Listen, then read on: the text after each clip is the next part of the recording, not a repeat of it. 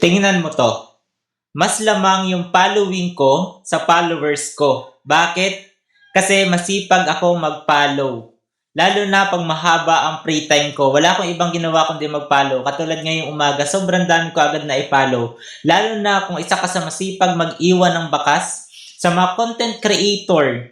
Kasi kapag nag-iwan ka doon ng comment, tapos may follow button na yun sa may pangalan mo, automatic may ipapollow kita. Kasi ito ang ginagawa ko para madami agad yung following ko. Nagtitingin ako kung sino yung content creator na pinakamadaming comment kasi doon mas mabilis makakuha ng i-follow. Kaya kung masipag ka mag-iwan ng bakas, tingnan mo kasi baka isa ka din sa na-i-follow ko. At kung hindi pa naman, mag-iwan ka lang dyan ng bakas sa baba, ipapollow kita, automatic yan, at pwede pa kitang i-flex. Kahit kunti pa yung followers ko, makakatulong na din yan at makakadagdag na din sa followers mo. Yun lang.